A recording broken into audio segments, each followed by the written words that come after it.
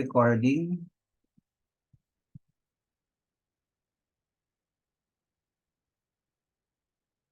Okay, nakapanood naman siguro nila.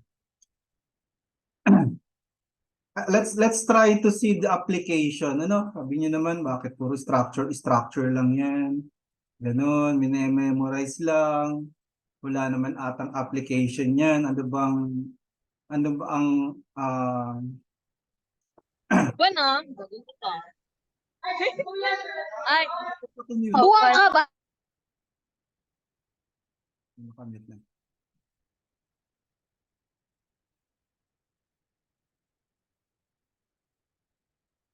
So let's take a look at the practical application of the Krebs cycle. Ano?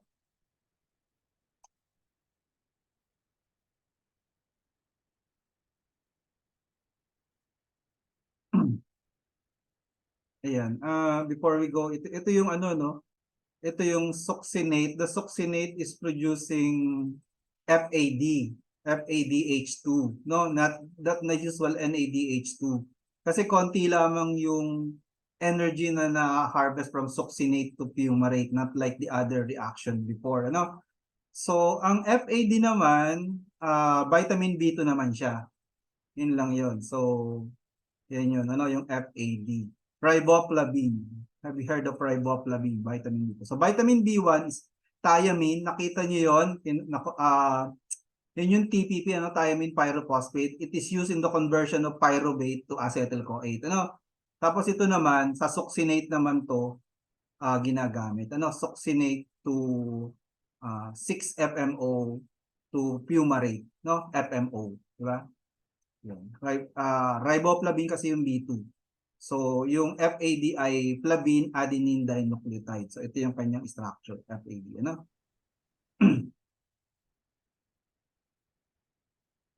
Okay, so, and then finally, the enzyme fumarase. So, fumarase is used to convert fumarate to malate. Ito na yung FMO. So, basically, ang reaction lang na nangyayari kasi may double bond yung fumarate. So, you're just going to add H plus and OH. Addition lang to, ng H plus at saka OH. Basically, galing to sa water. So, H plus at saka OH, you're going to get malate. Ito na yung malate, So, meron pa siyang isang reaction bago maging oxaloacetate. So, I think this is the final enzyme na hindi dehydrogenase, yung fumarase, And then, finally, you have the malate dehydrogenase. So, malate becomes oxaloacetate, and then in the process, it produces another NADH. So malate dehydrogenase. So this is the stoichiometry of the citric acid cycle. You started with acetyl-CoA. You're going to produce 3 NADH, 1 FADH2, a GTP or an ATP, and you're going to recover the CoA. Ito yung ating vitamin B5. And then as you can see, magre-release din kayo ng dalawang molecules ng carbon dioxide. Of course, sabihin nyo, ay may carbon dioxide na naman na-produce. Bakit later, bakit pag nag-account sa ethanol production, wala namang, dalawa lang naman yung napoproduce yung sa glycolysis lang. Bakit yung sa Krebs cycle na carbon dioxide hindi ina-account? Remember, ang ethanol production, hanggang glycolysis lang. Yung pyruvate mismo, yun yung kino-convert natin into ethanol. So ito kasi, yung pyruvate, na-convert pa siya into acetyl-CoA, Paikot-ikot siyang ganun, So, or na-convert yung acetyl-CoA into carbon dioxide, Kaya hindi na natin ina-account yung carbon dioxide ulit. So, dalawa lang talagang mina-minus natin dun sa later, pag nag-calculate tayo ng ethanol. Okay, so ito yung mga practical application ng ng Krebs cycle. Yung unang-una, yung berry-berry, Ngayon hindi na siya ganun ka-prevalent, pero natatandaan ko pa nung mga early 60s, early 70s, Kasi nung talaga yung tradition nila, yung inuhugasan talaga yung rice, pag magsasaing, 3 beses inuhugasan talaga yung rice. Ang problema kasi doon, yung rice natin, yung mga vitamins noon, nandoon sa ipa, nandoon sa cover niya. Kaya lang 'di ba, inaano natin, kinikinis natin, gusto natin mas maputi yung rice natin, mas better, parang mas malinis tingnan. Unfortunately, lahat ng vitamins nandoon, ano?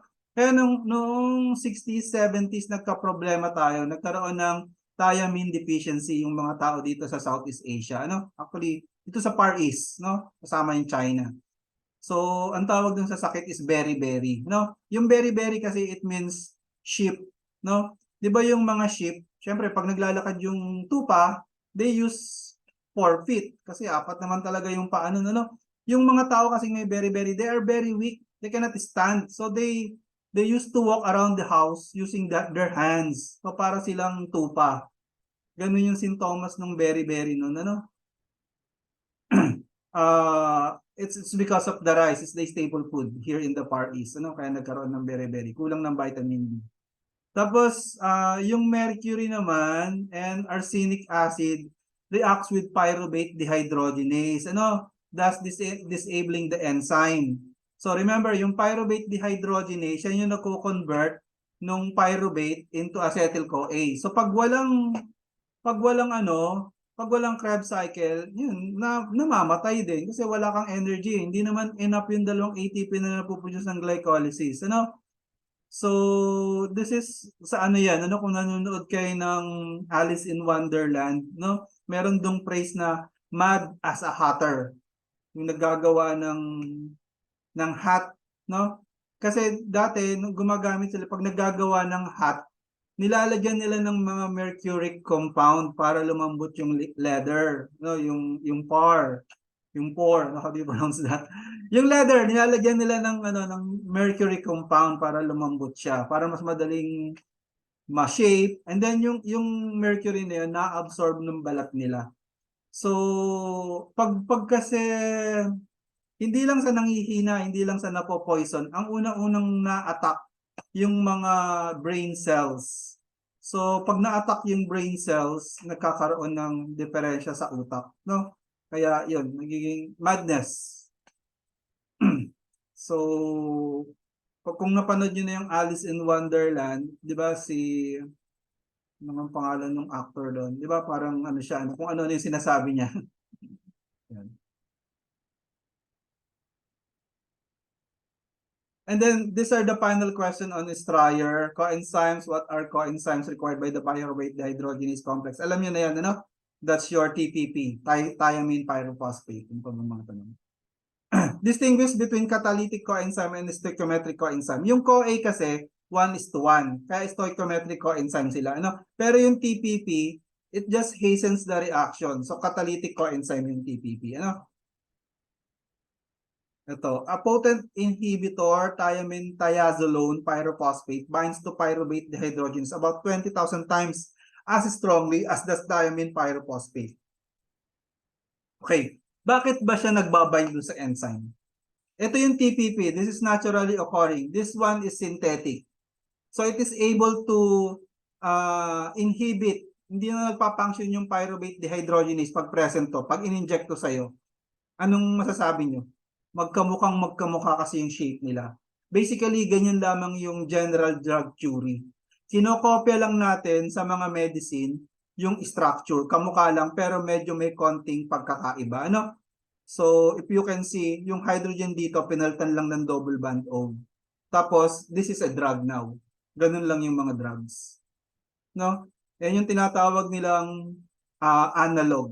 No? Structural analog. So, actually, marami pang example. Kahit na tingnan nyo yung mga paracetamol, no? Yung mga known drugs, puro structural analog din lamang sila ng mga naturally occurring substances. No? Ang tawag doon ay structural analog. Lactic acidosis. Ito, hindi ko dati ito pinapansin. Ano? So, patients in shock often suffer from lactic acidosis owing to a deficiency of oxygen. Okay? Why does a lack of oxygen lead to lactic acid accumulation? Can you answer that? Bakit nagkakaroon ng lactic accumulation pag walang oxygen? Kasi kailangan ng oxygen para mag-proceed yung pyruvate into Krebs cycle. Otherwise, pag walang oxygen, no, nagiging lactic acid siya. So pag naging lactic, kasi lactic lactate is acid, ano? So nagkakaroon ng lactic acidosis, no? Namamaga sila. Actually, 50% ng mga namamatay is because of septic shock. Yan yung major cause ng death, no? Ganun kaano yan. So one treatment for shock is to administer dichloroacetate, which inhibit kinase associated with pyruvate dehydrogenase complex. Remember, the pyruvate dehydrogenase converts yung pyruvate into acetyl-CoA, di ba? Yan yung enzyme responsible for the conversion. Yun namang kinase, yun naman yung nako-convert sa pyruvate into lactic acid, ano? Ganun yung istorya niyan. So, ang ginagawa, ini-injectan yung patients ng dichloroacetate. So paano yung dichloroacetate, paano nasa-save yung patients, no? Yung pasyente, paano nasa-save sa septic shock? It's because dichloroacetate is very similar to pyruvate, no? Yung chemical structure nila parehas, no? So tingnan niyo yung structure ng pyruvate. It's meron din siyang COOH, di ba? So it's very similar. The two are very similar. Malinaw ba yung pyruvate dito? Baka may mas malinaw pa. Ayan, pyruvate. This is the COOH, ano? So, yung dichloroacetate,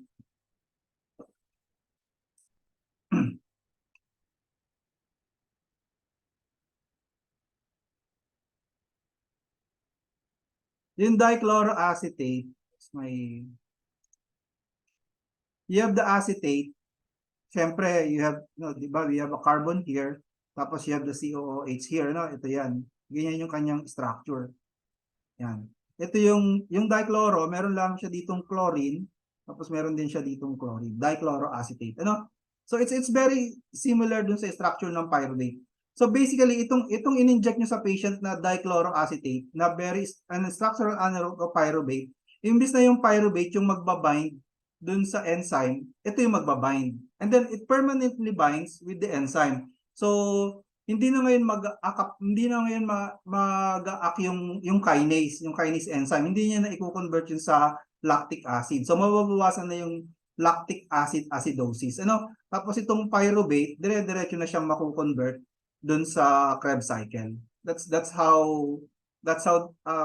ganyan yung mga application ng ng sa medicine, kung bakit pinag-aaralan yung Krebs cycle, ano?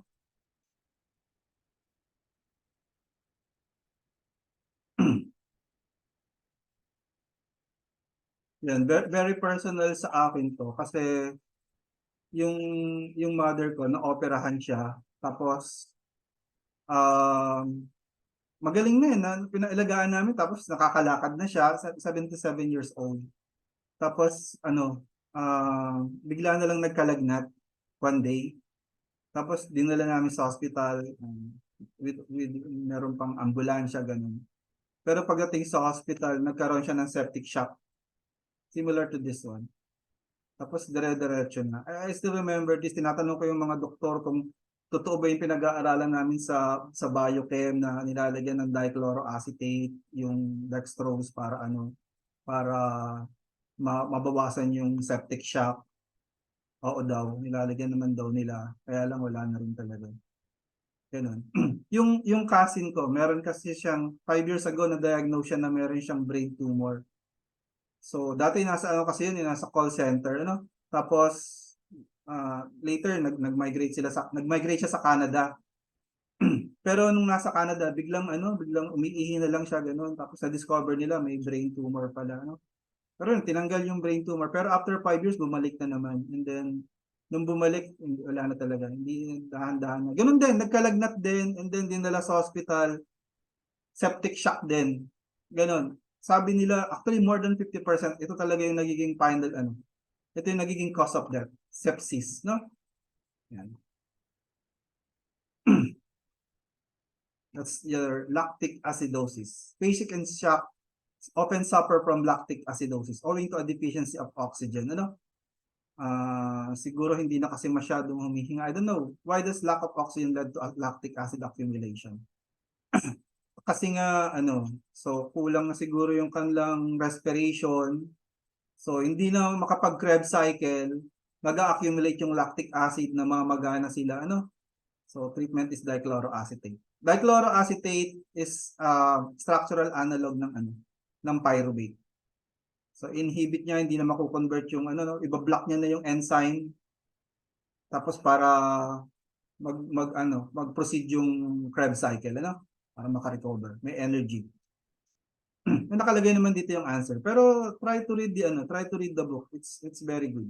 A decrease in the amount of oxygen will necessitate an increase in anaerobic glycolysis for energy production. Kasi nga kailangan ng energy. So, igogo yung glycolysis, leading to the generation of large amount of lactic acid. That's your lactic acid acidosis. Under conditions of shock, the kinase inhibitor is administered to ensure that pyruvate dehydrogenase is operating maximally. ANAD is as good as a wink to a blind horse. Explain why a GTP molecule or another nucleoside triphosphate is energetically equivalent to an ATP molecule in metabolism.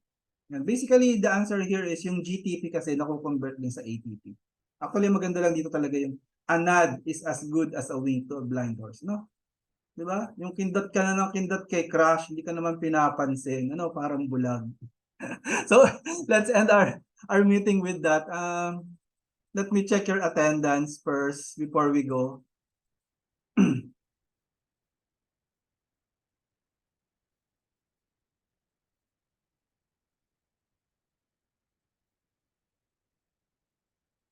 Dali lang mabuksan yung aking Chrome.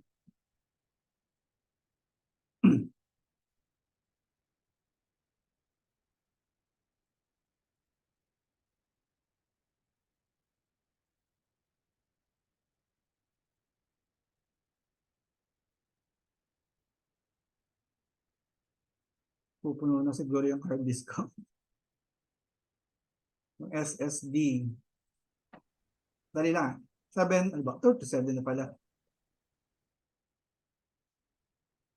Ano na lang. I'm just going to use this screenshot ko na lang to, ha? Screenshot ko na lang tong yung mga present dito.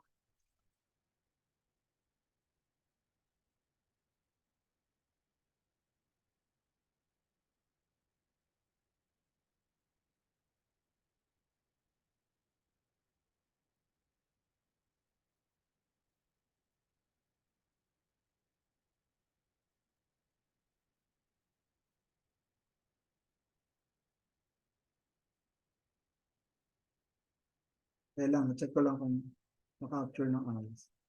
Kaya isa pa. I-flicker kasi yung screen. Ito na nga lang, print screen. Sige. Sige. So that's it. See you on Tuesday next week. Okay, good evening. Have a wonderful evening. Bye-bye. Thank you, sir. Bye-bye po. Thank you po, sir. Thank you, sir. Yes, sir. Welcome. Bye-bye.